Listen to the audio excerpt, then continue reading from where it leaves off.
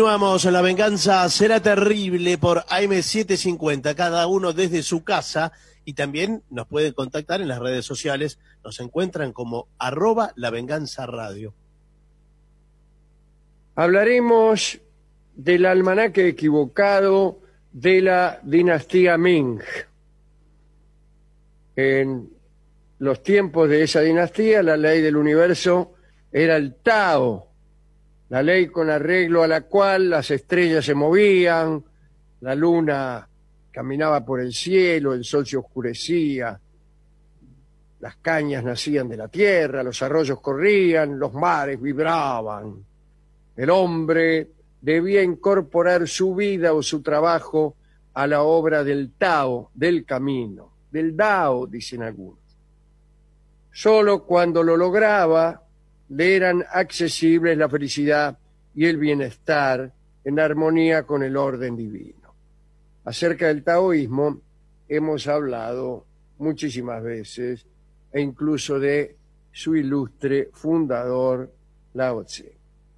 Para lograr la armonía con el orden divino, el emperador proveía a sus súbditos todos los años un calendario exacto. Se trataba del libro de instrucciones para los tiempos, así se llamaba el calendario. Es un buen nombre para un calendario, ¿eh? Sí. Era creado todos los años por el Tribunal de la Matemática de la China y se colgaba en la pared sur del Palacio Imperial. Nada de colgarlo con una chinche ahí en la cocina o en la heladera. No. Ahora bien, el almanaque que uno cuelga con chinches en la alacena no es chino, es japonés porque proviene de las tintorerías. Ahora que pienso. Digo, para dar un dato así de erudición suplementaria. Ya que proviene de una tintorería, no tiene sino los días y los feriados. Tampoco tiene las instrucciones, ni predicciones sobre eclipses, ni nada sobre que se les parezca. Aquel almanaque, en cambio, tenía toda clase de material interesante. Ya se sabía sobradamente en aquel entonces que el año tenía 365 días y 6 horas, que las 19 vueltas del sol coincidían con 325 de la luna, valiéndose de las clepsidras, es decir, de relojes de agua, se habían determinado los tiempos de culminación de las estrellas más importantes, circunvalación de la luna y los planetas con gran exactitud. Es decir, que los astrónomos chinos tenían suficiente base para pronosticar acontecimientos celestes. Conforme a un rito especial, se editaba cada nuevo calendario. Los empleados del Tribunal Matemático iban en traje de gala y en procesión al pabellón del dragón y ahí depositaban los calendarios destinados al emperador y a sus esposas con toda pompa, con toda solemnidad, en una ceremonia de lo más aburrida, a la que concurrían toda clase de alcahuetes. Con letra roja y negra anunciaban los días favorables y desfavorables, los días que eran aptos para la labor del campo, o para celebrar el matrimonio, o para mudarse, o para refacciones en un barco, o lo que sea. Mañana está lindo para casarse, pero no para mudarse, todo así. Para el emperador, el calendario era el instrumento que le permitía gobernar, mantener el orden en el país. Si el Tribunal Matemático había fijado con justeza el comienzo del año, también se conjeturaba que el calendario garantizaba el orden.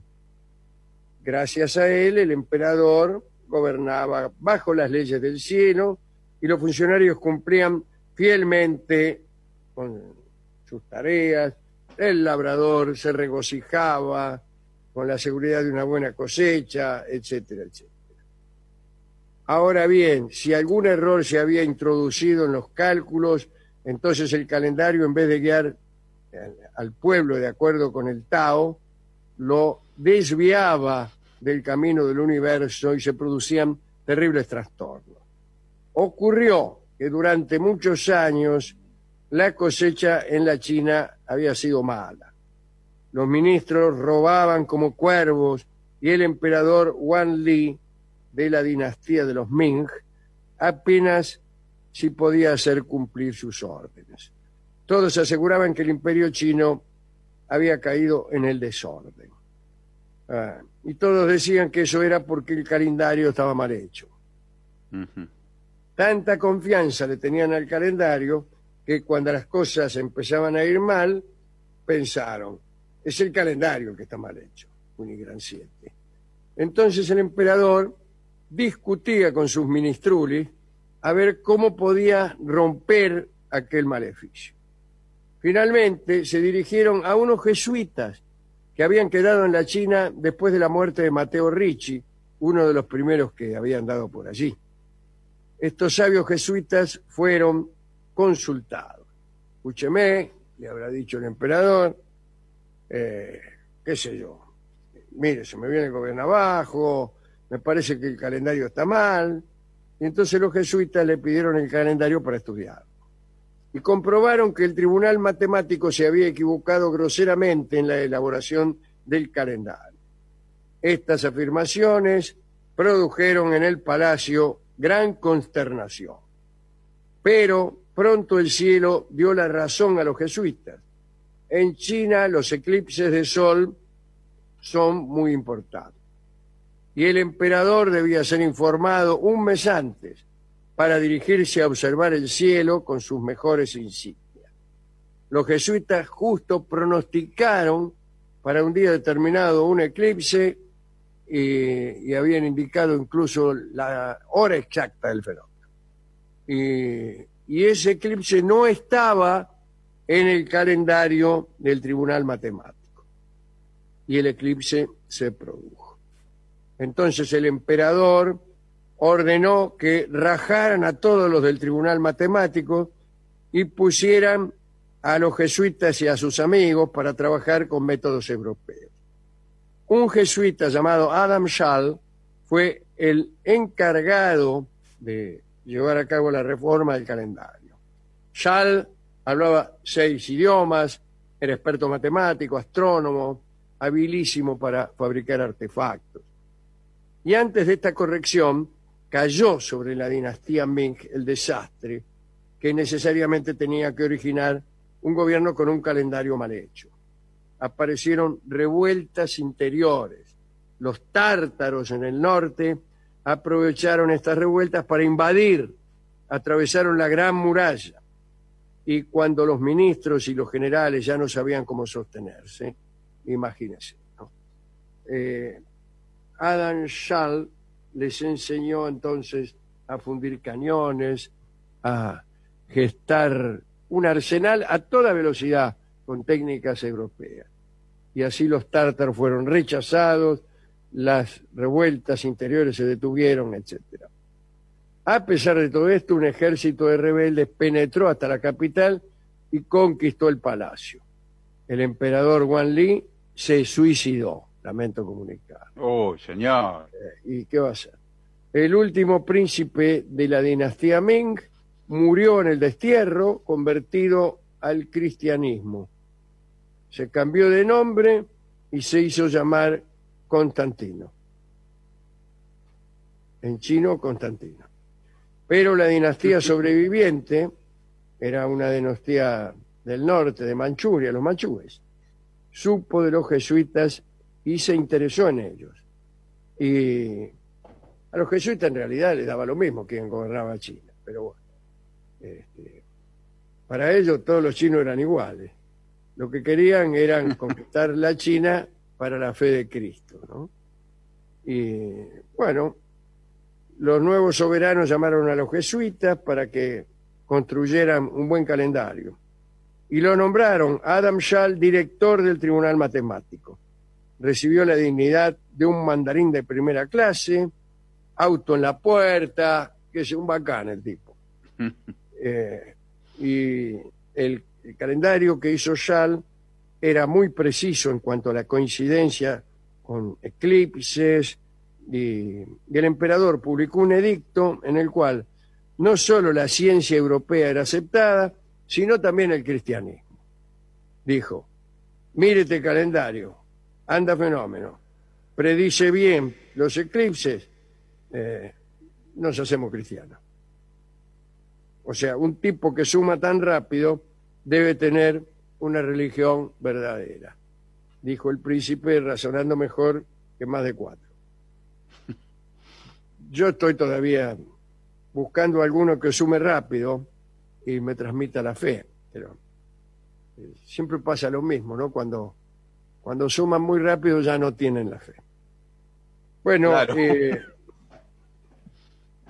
El caso es que se empezaron a hacer cristianos los chinos. Bautíceme de aquí, pusieron una iglesia en Pekín, todo fenómeno. Pero, ¿sabe qué? Empezó la envidia. Lo que mató el cristianismo en la China, la envidia. No, bueno, no sé si. Sí, señor. Los jesuitas tenían... Discúlpeme. Los jesuitas tenían tal acomodo en la corte que incluso apareció por ahí en escena un matemático que era maometano, San Cancian, Sí. que aspiraba a la presidencia del Tribunal Matemático. Entonces empezó a sacarle el cuero a Yal, le dijo que era traidor a la patria, no sé por qué. Bueno, enseguida dijeron, sí, tenés razón. Y lo llevaron ante un tribunal y lo condenaron a muerte, a Adam Yal. Anda a saber por qué. Y el otro, Zhang Kanxian, se adueñó del Tribunal Matemático. Bueno, el emperador Kangxi se hizo cargo del imperio, no se hizo cristiano, pero por lo menos le dio cierta tolerancia. En realidad, Kangxi, el hijo de aquel emperador que se había hecho cristiano, fue un emperador excepcional, porque tenía la buena costumbre de llamar a su corte a todos los que sabían. Cuando alguno sabía algo, lo llamaba. Aquellos que saben, dijo Kangxi, vengan todos a... Kangxi es en realidad. Vengan todos a mi corte. Bueno, se pasaba todo el día estudiando y todas las mañanas llamaba a los jesuitas para que le explicaran alguna ley física o una figura geométrica. Y se martirizaba todas las noches con problemas. Hizo construir cubos, pirámides, conos, calculaba el peso de las distintas bolas de un diámetro determinado, disculpen ustedes. Pero, Sí. pero Kangxi ya no pudo vivir sin los jesuitas. Se los trajo y les permitió incluso que se sentaran alrededor de él. Un día les presentó un mapa del cielo con una explicación en chino que contenía, mejor dicho, le fue presentado a Kangxi un mapa del cielo con la explicación del sistema de Copérnico. Y ahí se enteró Kangxi de la rotación de la Tierra alrededor del Sol, que este hombre no sabía. Este docto hombre no estaba noticiado de que la Tierra giraba alrededor del Sol. Esta revelación le causó tanta excitación que se encerró en la corte y no recibió a nadie por 2 meses. Eso se llama estar impresionado por un conocimiento. Bueno, estaba elaborando todavía en su interior aquella nueva y conmovedora imagen del mundo que se le había manifestado. Y antes de morir, Kangxi se hizo cristiano. Porque parece porque incluso gracias a las medicinas de los jesuitas pudo pasar sus últimos días sin dolores. Con píldoras francesas, con polvos indios, vino español, los jesuitas ganaron muchas almas para el reino de Cristo. A la muerte del emperador, la sucesión fue nefasta para los jesuitas. El Tribunal del Reino de Pekín, o de Ritos, se llama Tribunal de Ritos de Pekín, inició la revisión del cristianismo, porque se lanzó un edicto en virtud del cual fueron destruidas numerosas iglesias, aprisionados 300.000 chinos que eran cristianos. Y se los obligó a renegar. No a renegar, ¿viste? Me cachen 10. No, No. a renegar de la fe. Usted fue bautizado, sí, bueno, reniegue. Y así terminó esta impresionante forma evangélica que tenían los jesuitas, ¿no? A pura ciencia, a pura técnica, a puro deslumbre intelectual, ¿no? No está mal eso de buscar la fe a partir de la inteligencia, a partir del ingenio, del deslumbre, de los inventos.